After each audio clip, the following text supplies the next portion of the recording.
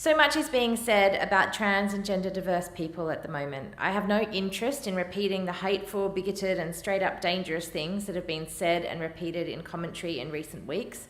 I'm not going to name names or give any more oxygen to these people who are playing with the lives of others for their own gain.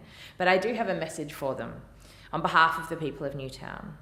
Your words have consequences. Your words cause harm, they cause lasting pain, and you are inspiring hatred, discrimination, and in some cases, even violence. We are seeing the consequences of your disgraceful words and actions playing out right now. The incredibly hardworking advocates and service providers working with the trans and gender diverse communities are telling us that as a direct result of the comments being made in the media and in politics over the last few weeks and months, they are being inundated with desperate pleas from people who are at breaking point. People are being screamed at on the street. They are having their hair and genitals pulled and grabbed at, and children in playgrounds are directly quoting members of parliament as they harass and abuse trans and gender diverse young people in the schoolyard. If this makes you feel uncomfortable, you might tell yourself that this is just the rough and tumble of politics. You might try and dismiss it as a tricky area of policy that needs to be explored. To that I say, sure, elections come and go, governments change, and the public moves on. But what remains is the pain.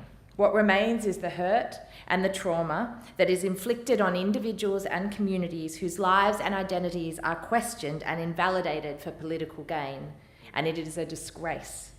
Long after the headlines disappear, the damage remains. The abuse and the discrimination continues. The harm inflicted cannot be undone with one meeting. There are long-term consequences for such actions. What is never acknowledged in these discussions, however, is the enormous contribution that trans and gender diverse people in our society make. Because despite what some would have you believe, trans and gender diverse people are people like everybody else. They work, they pay taxes, they contribute to our society. They are our friends, our children, our parents, our partners who love and are loved. They are teachers, they are bus drivers, our favourite baristas or our favourite bartenders. They are artists and yes, it's right, they are sports stars too. They are not a punching bag, nor are they a political football, and they are certainly not to be used as collateral damage in a fight between warring factions. Trans and gender diverse folks are also working on the front lines to support their own communities, constantly attacked communities. The counsellors, the advocates and support workers at the Gender Centre, at ACON, at 2010 and at QLife, just to name a few, are working under enormous pressures with very little resourcing to support their own community members who just can't take any more attacks. These services urgently need proper resourcing, and it's not acceptable for people in this chamber and their colleagues to feel okay about putting these communities at serious risk of harm in the interests of a few votes, but refusing to provide the necessary funding and resources to save lives. So I say to anyone in this chamber, to the Premier, the Treasurer, others who may be feeling a little guilty and for looking away to be an ally to the trans and gender diverse community, there's a simple solution. Step up and fund these services properly. When a community is under attack, they need real allies.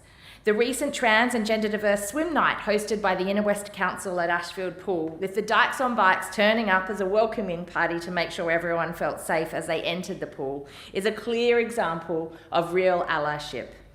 Transphobia affects and infects all parts of our society across the political spectrum, and it will take every single one of us to stay vigilant to stamp that out.